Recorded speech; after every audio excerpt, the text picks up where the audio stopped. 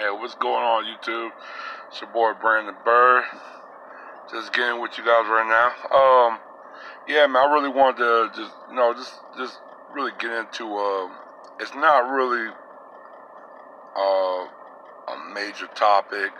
It's not. It's almost like a nonchalant topic. Um, it's kind of like you could say fiction. I'll go with the fiction, but it can lead to a nonfiction or maybe a reality. But yeah, I just got done watching The Time Machine. Um, actually, there was two movies on The Time Machine. There was the original one in like 1960, in the 1960s, and the remake that was with I think featured like God Pearson, 2002. Um, that was a remake, and it was off the novel. Very classic novel from H.B. Wells. No, H.G. Wells. I think he published that book, The Time Machine, like 1895. So, a real popular book. Like I said, made two movies on it, bestseller, and everything else.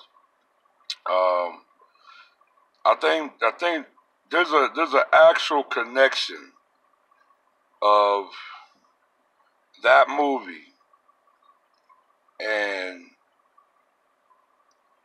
I'll say evolution, like Darwinism, and almost with white supremacy. It's connected to white supremacy and evolution. I talked to a couple people.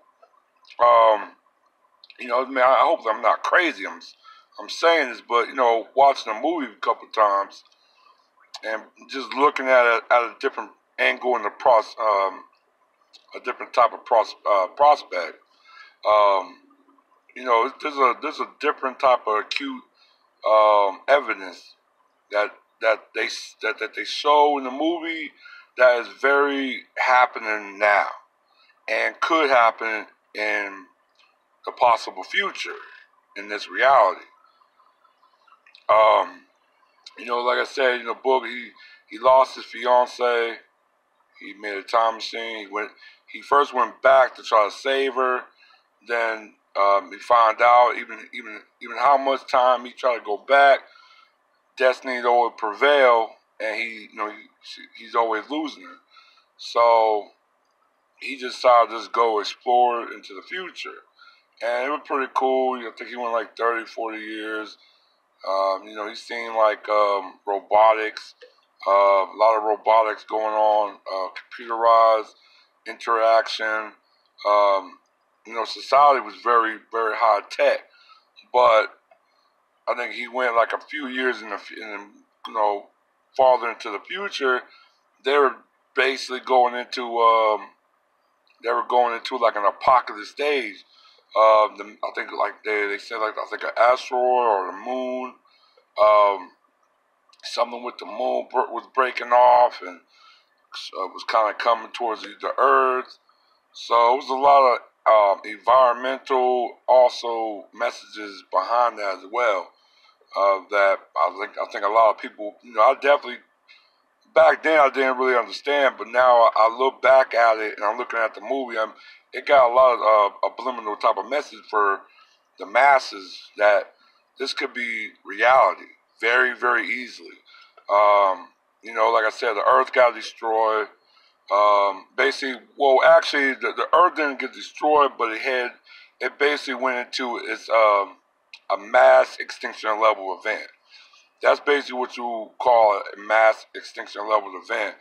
I mean, once it happened, it could last for several hundreds of thousands of years. Um, but he went like 800,000 years in the future. He came out. You know, the whole place took place in New York.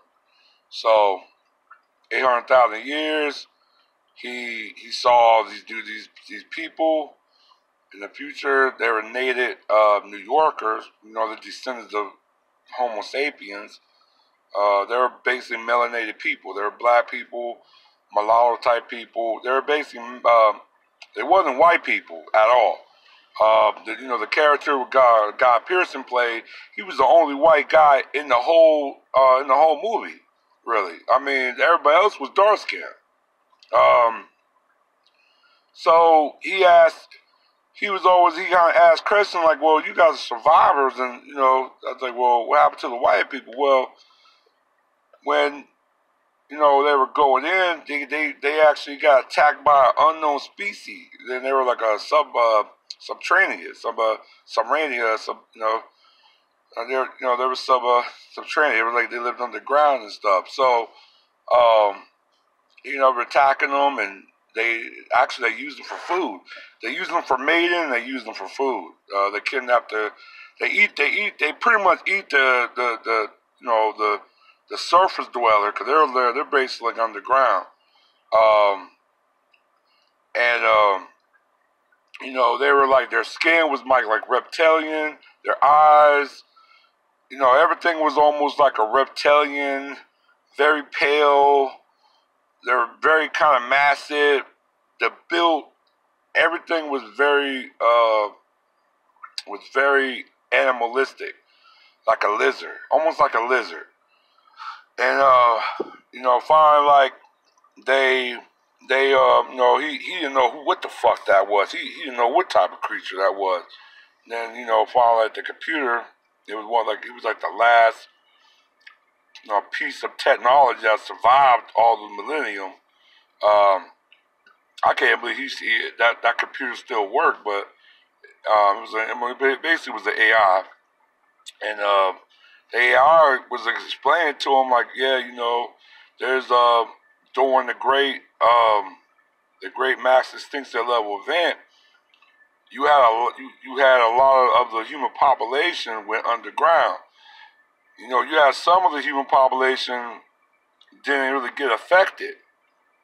Some of them actually survived the blast, while others went underground. And from generation to generation to generations, and millennium and thousands of years and 10,000 years, and evolution started taking hold, and the humans that went underground, they transformed into a brand new species.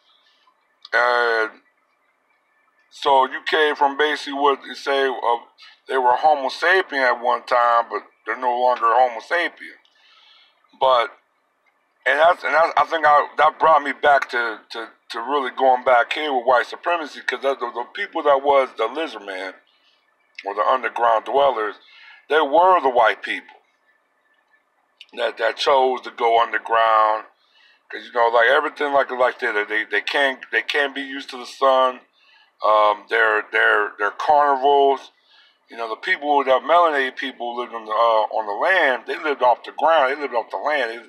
They were basically vegetarians. Some of them, if they ate certain type of meat, it was probably chicken or something like that, or fish. So they basically lived off the land, and they was one with nature.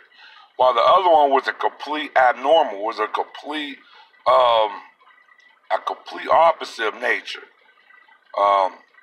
And this is very contrast to the dealing of the species that we're dealing with now. Like I saw a lot of people, white people come from a different species of lineage. Like black people, we come from totally different species. You know what I'm saying? You got one species that thrive in the heat and tropic area. And you have maybe one type of species that they thrive in winter and mountain, rugged, harsh climates.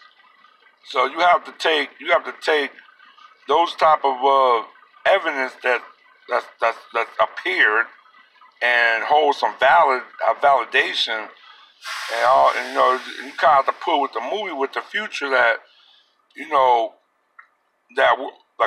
our evolution is still continuous. So if something like a mass extinction level event occurred, boom, it's going to split again. You know what I'm saying? My descendant, or maybe a white person, Caucasian descendant, our descendants or lineage is not going to be the same. It's going to be, my lineage might be spur of a whole different species and vice versa with that person. So it was just a lot thing to take heed to the movie The Time Machine. I'll tell everybody check it out. It points really to the future. You know what I'm saying? Melanated people is really everywhere. We don't die out either.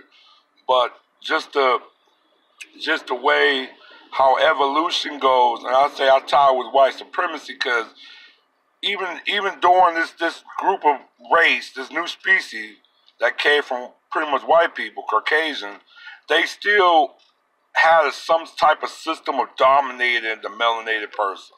So it was still a tie to white supremacy. Even they are no longer human. They are pretty much they're like animals. They still hold the old ways of white supremacy. And they use them for food and so far to keep their number because they had no female. All the females died out. So they had to go up there to the surface dweller to kidnap these females, force them to have babies, and so far and so far.